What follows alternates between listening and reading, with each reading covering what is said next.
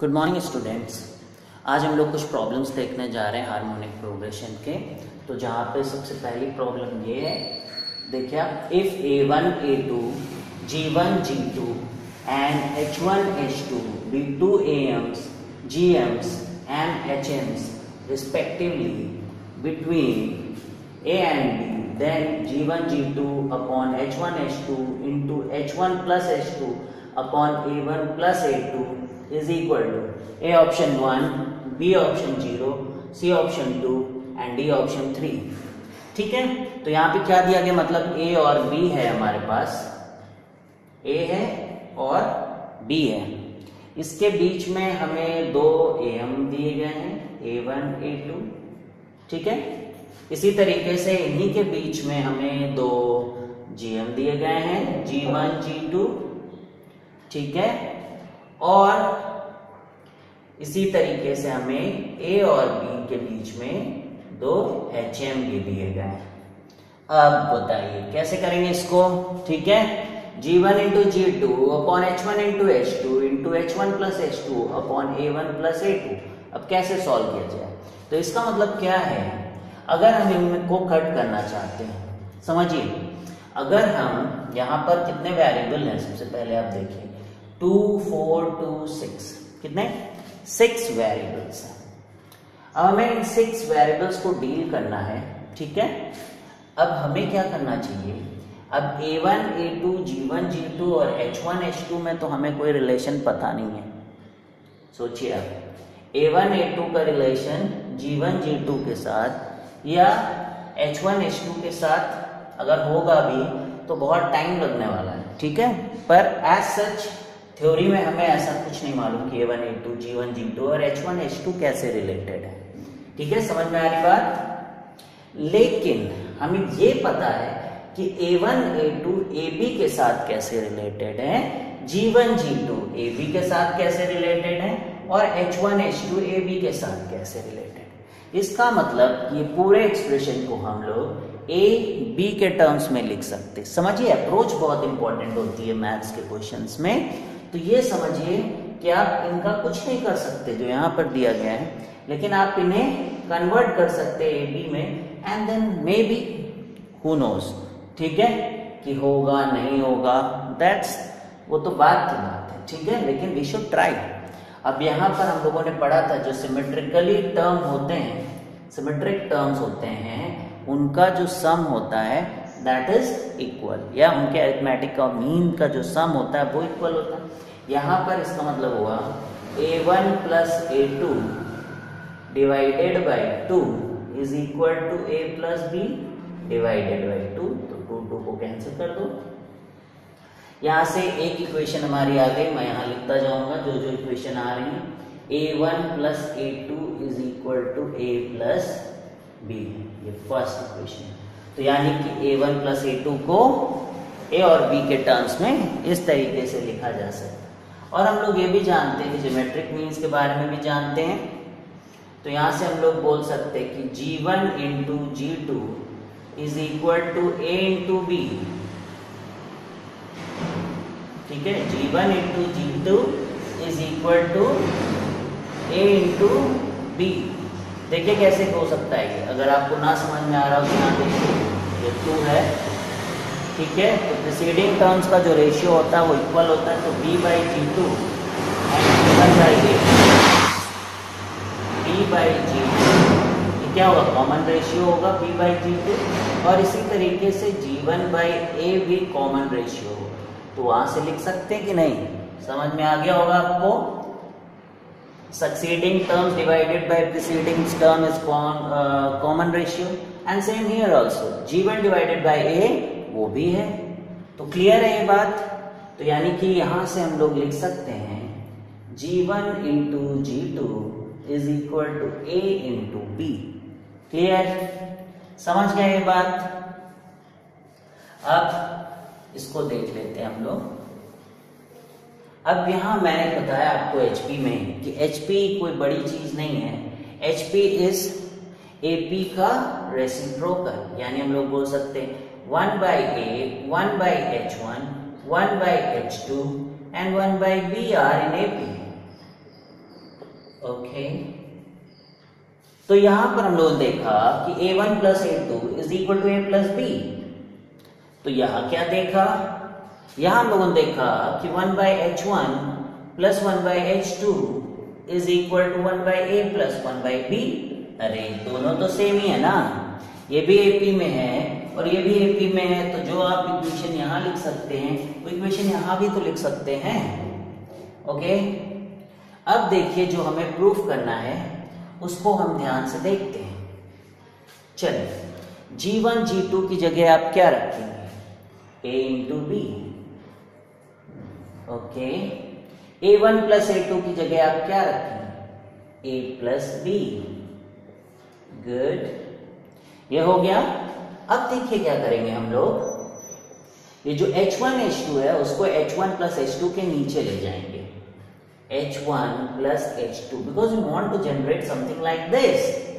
तो यहां पर H1, अब इसको सोचिए अलग अलग डिस्ट्रीब्यूट कर दो, H1 H2 इधर एंड H1 H2 इधर।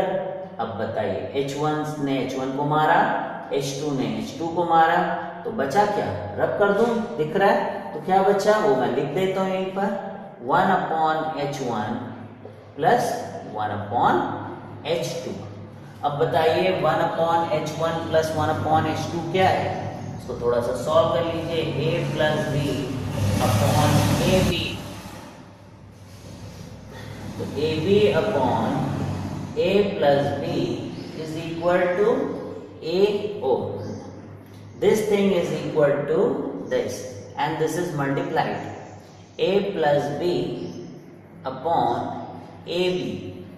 तो यहां से AB ने AB को मारा, A plus B ने A plus B को मारा and answer is 1। तो देखा कितना इजी प्रॉब्लम था।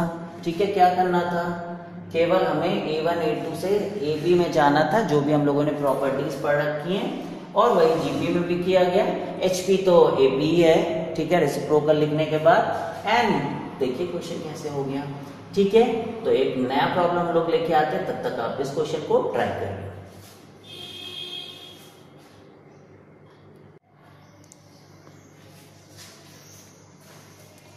So now let's solve this problem. If 9 AMs and 9 HMs are inserted between 2 and 3, then the value of A plus 6 by H is, where A and H is any one of AM and HM.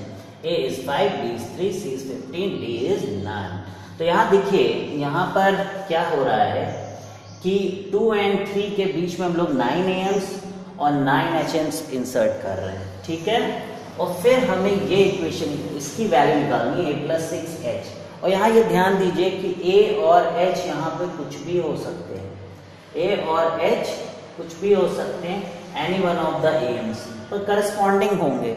मतलब अगर यहाँ पे आप first AM लेंगे तो यहाँ पे आपको फर्स्ट HM लेना पड़ेगा, यहाँ पे सेकेंड AM लेंगे तो यहाँ पर आपको सेकेंड HM। ठीक है, ये दिया गया था, आई हैव रिटन, स्पेस बचाने के लिए आप ये समझ जाइए। यानी कि मैं बोलूँ कि AIth प्लस 6ith, इसकी वैल्यू आपको निकालनी। तो हम लोग जनरल अरिथमेटिक मीन का टर्म यहाँ पे निकालेंगे, and then general harmonic mean का टर्म यहाँ पर निकालेंगे, and then will try to add those and see what's the result. चलिए, तो शुरू करते हैं हम लोग। तो पहले हमें क्या दिया है, 2 दिया है और 3 दिया है, उसके बीच में 9 AM दिए हैं, A1 A2 ऐसे ही कोई AI, and then we have 9 AM।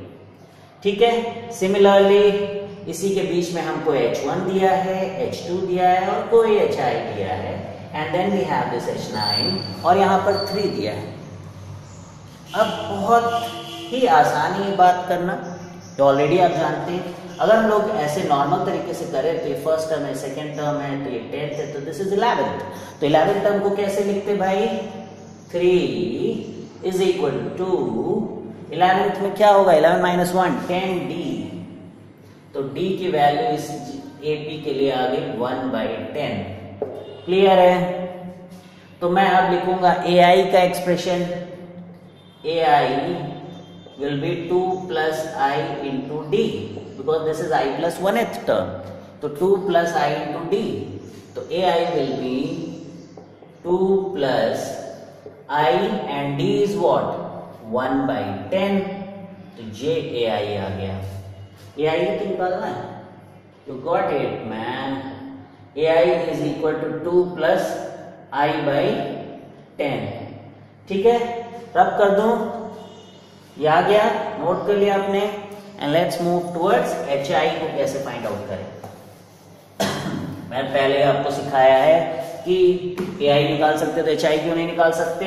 बस यहाँ पर क्या लिखना पड़ेगा 1/2, 1/H1, 1/H2, 1/HI, 1/H9 and 1/3 are in AP।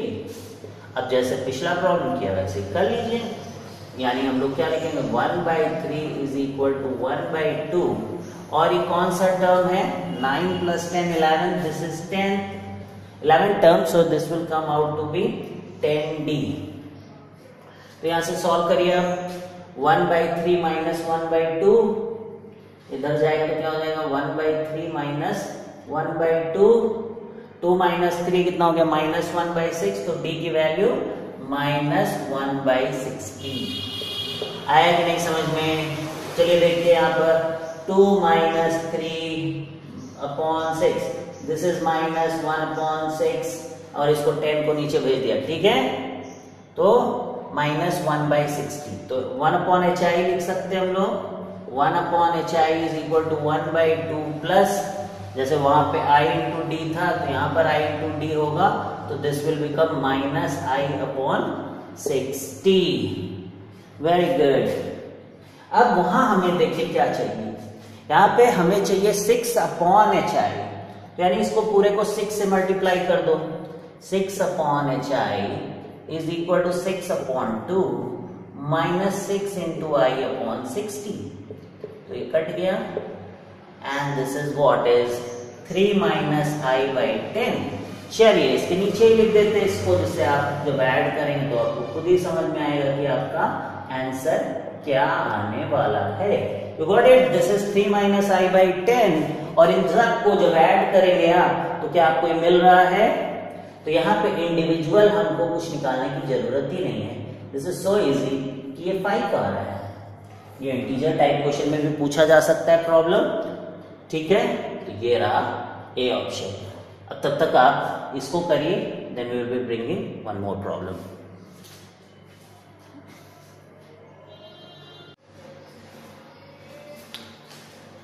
Now let's solve these two problems. Question है, if H1, H2 and H20 are 20 HMs between 2 and 3, then H1 + 2/H1 - 2 plus H20 + 3/H20 - 3 is, ये पूरा expression का value 20, 21, 40 है, 41।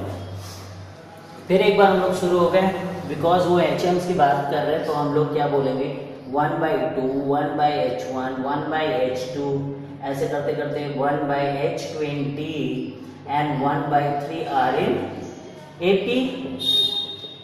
Clear है। अब हमें क्या निकालना, देखिए H1 और H20 निकालना है, इसका मतलब कि हमें क्या लगाना चाहिए AP, ठीक है। तो सबसे पहले हम लोग D निकाल लें, तो 1/2 प्लस कितना टर्म हो जाएगा ये 1, 2, तो ये कितना हो गया 21, तो this will be 22nd term, तो this will be 21D। Clear है, इज इक्वल टू 1/3, ठीक है। जैसे जब H1 आता है तो D आएगा, 20 आता है तो यहाँ 20 आएगा, 3 है यहाँ पर, वो यहाँ पर 21st टर्म है, 21st मीन टाइप में भी देख सकते हैं, ठीक है। तो D यहाँ से निकाल लीजिए, तो 1/3 - 1/2 is equal to 21D। Clear. अब इसको माइनस करें, -1/6 इज इक्वल टू 2 - 3 करोगे तो क्या आएगा -1, और 2 3 जा, ओके, तो D इज इक्वल टू -1/26। तो लिख ले यहाँ पर D की वैल्यू काम आने वाली है। अब हमें क्या करना है, देखिए अब यहाँ थोड़ा सा मैनिपुलेशन करके प्रॉब्लम करें, otherwise this is going to be a tough problem. तो इजी बनाएंगे, टफ थोड़ी ना रहने देंगे प्रॉब्लम को हम लोग, ठीक है। चलिए देखते हैं। तो यहाँ पे दिया H1 + 2, h1 plus 2 upon h1 minus 2। अब आप बताइए कि क्या कर सकते हैं आप,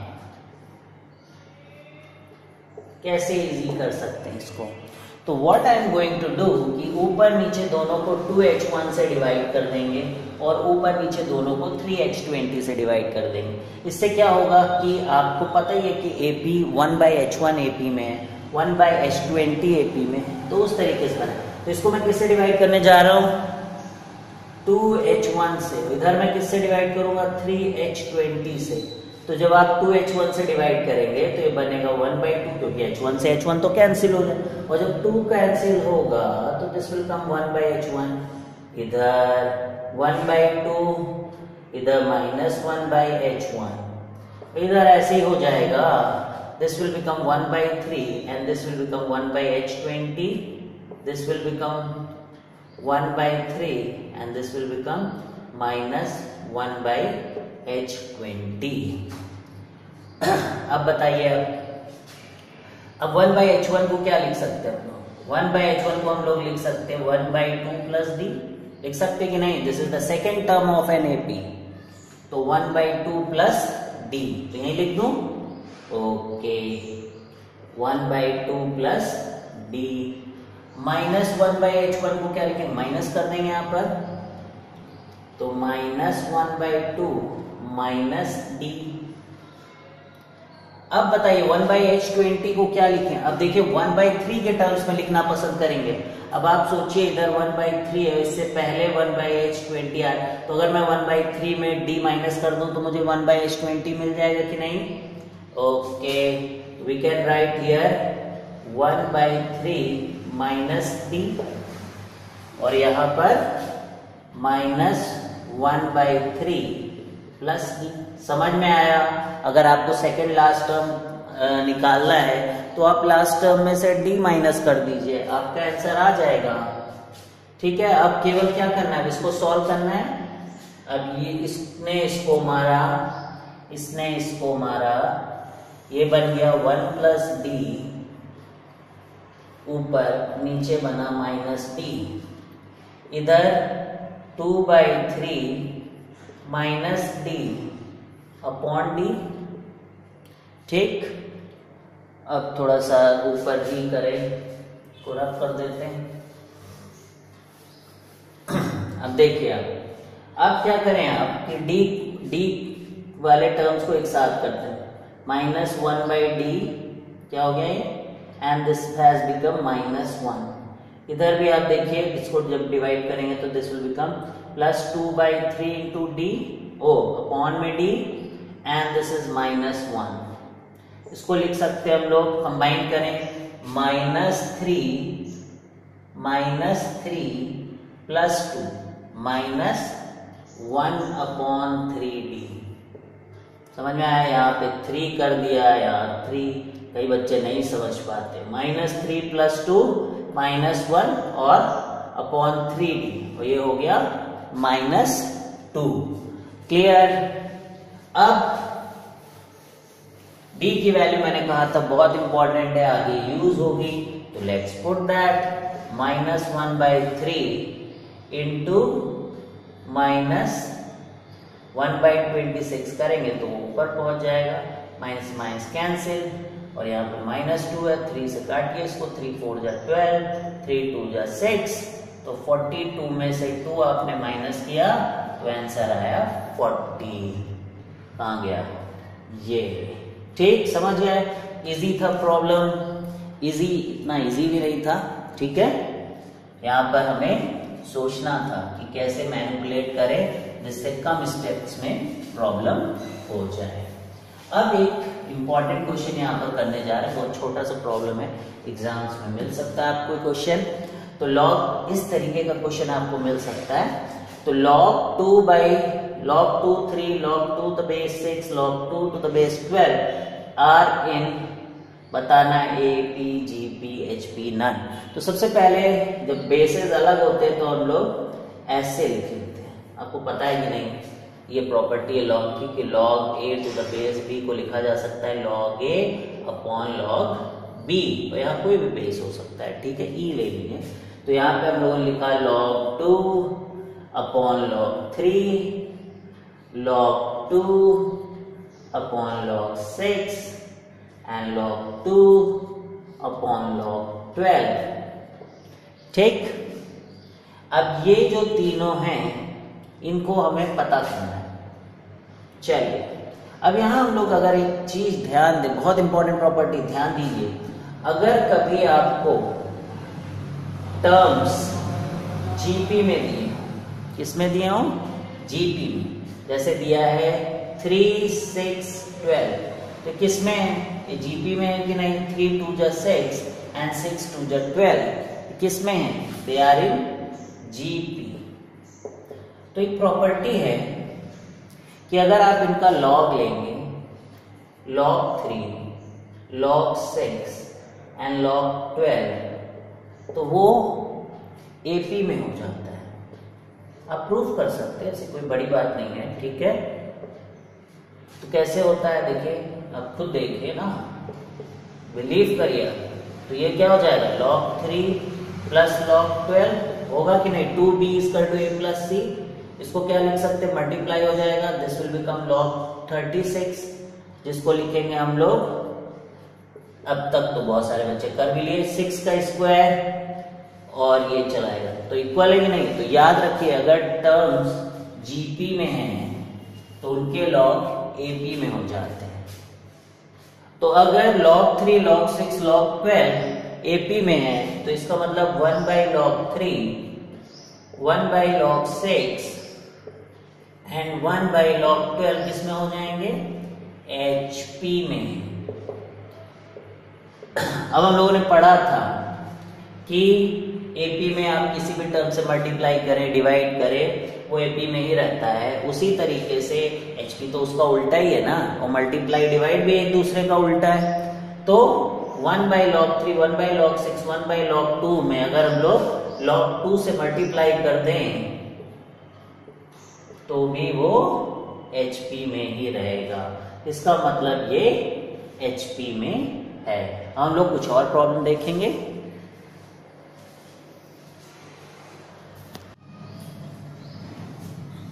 तो आज के लेक्चर का हम ये हम लास्ट प्रॉब्लम देखने जा रहे हैं। क्वेश्चन है P, Q, R are in a P and are positive. The roots of px square plus 2x plus r is equal to 0 are all real for, तो यहाँ पे कंडीशन दी गई है R और P में, ठीक है। हमें बताना है कि इस क्वाड्रेटिक इक्वेशन की जो रूट्स हैं वो रियल है, जहाँ पे P, Q, R, AP। तो क्या होता है कि जो AP है वो इसी तरीके से पूछा जाता है एग्जाम्स में, जैसे क्वाड्रेटिक में पूछ लिया गया, और भी कि नहीं, मतलब एपी बहुत ही इंपॉर्टेंट है, ठीक है। हालांकि हम लोग एचपी पढ़ रहे हैं, आपने देखा एचपी में हम लोग एपी ही पढ़ रहे थे, तो इसलिए मैं एक एपी का प्रॉब्लम लाया हूँ जो कि बहुत ही इंपॉर्टेंट है, ठीक है। तो अब इस क्वेश्चन को हम लोग देखते हैं। यहाँ पर तो हमें दिया गया है quadratic equation p x square plus q x plus r is equal to 0, ठीक है। तो इसके रूट्स बोल रहे हैं रियल। तो किसी भी क्वाड्रेटिक इक्वेशन के रूट्स कब रियल होते हैं, जब उसका डिस्क्रिमिनेंट ग्रेटर देन और इक्वल टू 0 होता है। क्या होता है उसका डिस्क्रिमिनेंट, ग्रेटर देन और इक्वल टू 0। तो बी स्क्वायर यानी Q square minus 4 into P R greater than और इक्वल टू 0 है, ठीक है।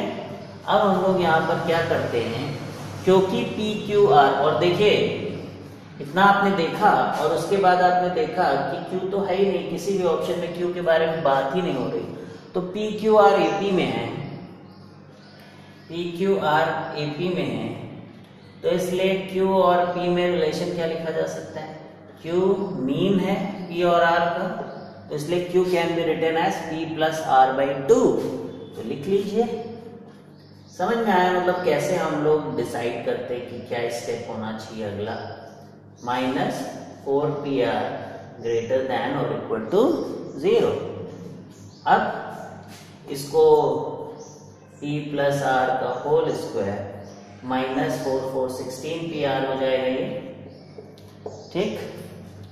अब इसको ओपन कर लो, P square plus R square plus 2PR आएगा, 2PR को 16PR से माइनस करेंगे तो it will come -14PR greater than और equal to 0।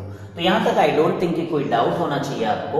px square plus q x plus r equal to 0 था, तो जहां पे q की जगह हम लोगों ने रख दिया p प्लस आर बाई 2, ये रखना कोई मुश्किल काम नहीं है, ठीक है। एपी में है, आपको पता है, और फिर स्क्वायर कर दिया, फिर ये कर दिया, ठीक। अब क्या किया जाए, ठीक है। तो यहां देखो तो r बाई पी, यहां देखो तो p बाई आर, तो पी आर, तो कुछ तो करना पड़ेगा यहाँ पर हम लोगों को। तो क्या करते हैं हम लोग, यहाँ से p स्क्वायर को कॉमन ले लेते हैं। क्या कर लेते हैं, p स्क्वायर को कॉमन ले लेते हैं, तो क्या आ जाएगा, r बाई पी का whole square plus 1 minus 14, p स्क्वायर को कॉमन ले लिया, तो ये r by p greater than equal to 0 आ गया। ओम, तो अब ये p खुद पॉजिटिव है, p स्क्वायर भी पॉजिटिव नंबर होगा, तो इसका मतलब हमारे पास बचती है ये रिलेशन। r और p में अगर रिलेशन निकालना है तो ये रिलेशन हमारे पास बचता है। आपने अगर ये लिख लिया है तो मैं इसको रब कर दूं, चलिए रब करता हूं। अभी मेरे काम का इतना चीज है, ठीक है। इसको मैं ऊपर लिखता हूं, r बाई पी का whole square plus 1 minus 14 r by p greater than और इक्वल टू 0। तो अब अगर मैं r बाई पी को कुछ मान लेता हूं, t मान लिया मैंने, ठीक है, तो क्या फायदा होगा ऐसा करने से, r बाई पी जब t होगा तो this will become t square plus 1 minus 14 t greater than और इक्वल टू 0। तो ये तो क्वाड्रेटिक इनइक्वालिटी हो गई, और क्वाड्रेटिक इनइक्वालिटी कैसे सॉल्व की जाती है, उसके रूट्स निकाल के। तो चलिए रूट्स निकालते हैं। तो t is equal to minus b, यानी कि 14 plus minus under root b square यानी 196, मीन्स 14 का स्क्वायर इज 196 माइनस 4ac, तो ये a है और ये c है, तो माइनस 4/2। चलिए, तो t की वैल्यू आ गई 14, 2 से वो हो गया 192, यहीं कर लेते हैं 192, ठीक है। और ये इसको 2 से डिवाइड कर देंगे तो this will come out to be 7 plus minus, ठीक है, और ये 4 अंदर भेज दीजिए रूट के, 2 जो था वो 4 बन गया अंदर और ये बन गया 7। अब इसको डिवाइड कर दो, 4 4 जा 16, 4 8 जा 32, 16 3 जा, इसको लिख सकते 14 को क्या लिख सकते 16 3 जा, ऐसा लिखने से 4 बाहर आ गया और रूट्स आ गए हमारे 4√3। तो अब किसी भी क्वाड्रेटिक के अगर रूट्स ग्रेटर देन और इक्वल टू 0 होते हैं तो जो हमारा x, जैसे x स्क्वायर, अगर कोई इक्वेशन दी है x square plus b x plus c, ठीक है, और उसके रूट्स आ गए अगर अल्फा बीटा, तो फिर क्या होता है हमारा कि x ग्रेटर देन अल्फा होता है या फिर x लेस देन और इक्वल टू बीटा होता है। इसका मतलब क्या होता है कि अगर ये अल्फा बीटा रूट्स हैं तो ये वाला जो पोर्शन होता है ये पॉजिटिव वाला पोर्शन होता है, ठीक है, यानी कि x ग्रेटर देन और इक्वल टू अल्फा या फिर x लेस देन और इक्वल टू बीटा होता है, ठीक है जी, ठीक है। तो रब कर दिया जाए इसको। तो यहाँ पे हमारे रूट्स ये हैं, तो हम क्या लिखेंगे, t ग्रेटर देन और इक्वल टू 7 प्लस 4√3 या t फिर लेस देन और इक्वल टू 7 माइनस 4√3। इसका मतलब इसको भेज दो इधर, तो t माइनस 7 यहीं कर दो, ठीक है, ये 7 इधर भेज दिया तो this has become t minus 7, और इसको भी भेज दिया, प्लस है तो चला जाएगा, कोई दिक्कत नहीं करने वाला है, t माइनस 7 ये, ठीक है। तो ये इनइक्वालिटी आप समझते हैं, इसको मॉड बनाया जा सकता है, ठीक है, क्योंकि 4√3 और माइनस 4√3 में प्लस माइनस का अंतर है, तो वी कैन राइट इसको t माइनस 7 ग्रेटर देन और इक्वल टू 4√3। अब t क्या लिया, ठीक है, तो t की जगह हम लोग r/p यहाँ रख दे रहे हैं, तो this is r/p minus 7 greater than और इक्वल टू 4√3, और ये यहाँ से हमारा ऑप्शन ए करेक्ट हो गया। ठीक है, तो इसी के साथ आपने देखा कि काफी इंपॉर्टेंट प्रॉब्लम था। ठीक है, तो यहाँ पर हम लोगों ने कोई बहुत बड़ी चीज नहीं की है। क्वाड्रेटिक इक्वेशन का कॉन्सेप्ट बहुत बार आता है कि डिस्क्रिमिनेंट उसका greater, most of the student सबको मालूम होता है कि रियल के लिए हम लोग क्या करते हैं, तो एक वो कॉन्सेप्ट है। और एपी में ये भी सबको पता रहता है कि Q is equal to P plus R/2 होता है, तो ये बस वहां पर जाके हमको रखना है। उसके बाद जो थोड़ा बहुत मैनिपुलेशन है वही डिफरेंस क्रिएट करता है स्टूडेंट्स के बीच में।